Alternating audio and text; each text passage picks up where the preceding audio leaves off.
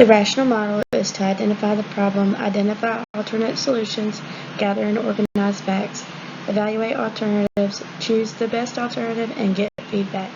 We use this model to help make the most perfect decision. If one were perfect in making decisions, they would probably use this model every time.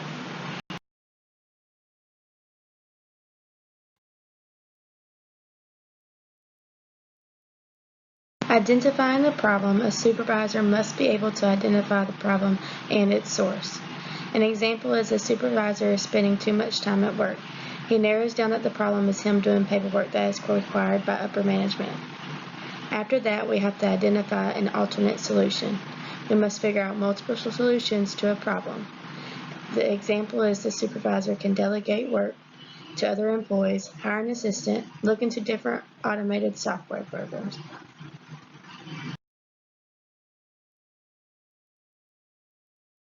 A decision maker has to gather and organize all the facts. They have to investigate and get all the facts and put them together. The example is the manager requires that you do the paperwork. You should decide what paperwork can be delegated and find out what the cost of an assistant would be. Research different websites and articles on automated technology. After that, you should evaluate the alternatives. The alternative chosen should be based on the impact of the customers, money involved, the legal and ethical acceptability, and the time required. Example, in this case, it would be cheaper for the supervisor to buy automated technology than hire a secretary, even though a secretary would save a lot of time.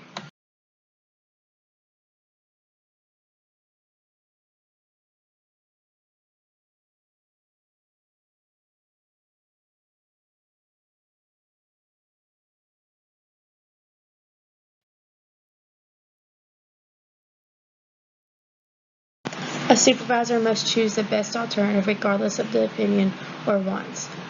An example, this supervisor must purchase the best software that will best meet the needs and the most reasonable cost. Also, you must get feedback for the decision to be effective. A supervisor's job is not done after it's been implemented. The supervisor had to propose the change to the manager and imply with the rest of the company to ensure the software program fits its purpose.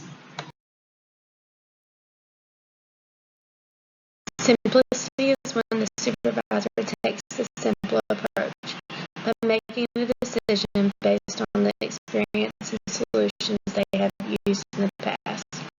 Although this is very effective, it takes away from innovative ideas.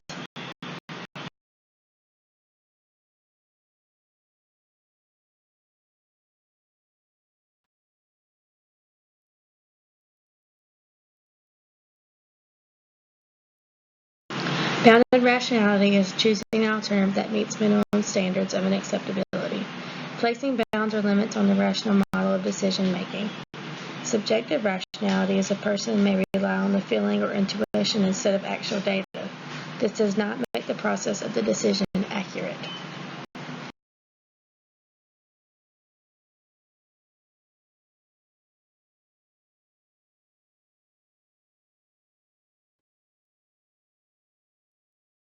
A person may rationalize their decision by picking a decision to a problem that would appease their manager. Sometimes this can have an effect on whether it's the best decision or not.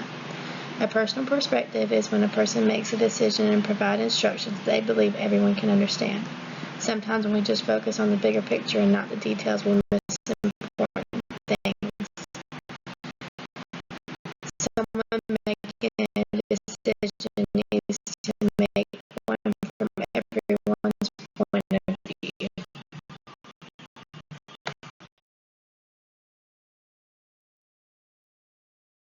Consistency syndrome is when a supervisor remembers a recent outcome because of a decision and decides not to make a decision based on that outcome.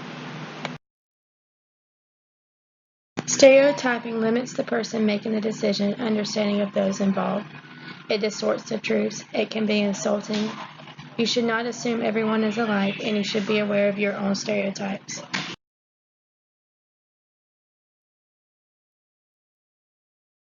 When a supervisor is making a decision, they should always be aware of the consequences. Some decisions may affect workers and their environment and their safety. You should follow the model of rational decision making. Take time on a decision that may have great consequences. Some decisions require you to respond quickly. In crisis situations, a supervisor should be able to quickly come up with a solution.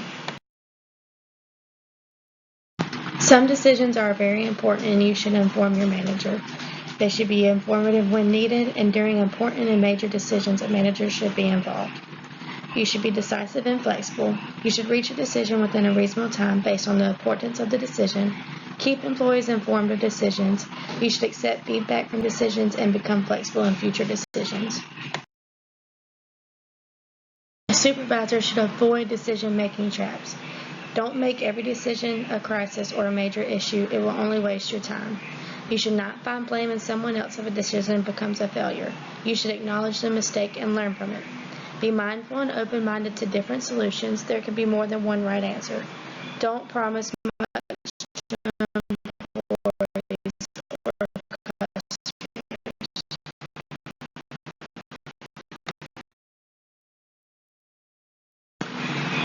During the probability theory,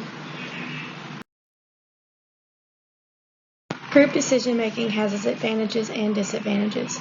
Some advantages: you can contribute more ideas, you have more understanding of the bigger picture, and you have a broader perspective. Some disadvantages are one person can settle on a decision faster, it costs more to have group meetings, and you have failure to think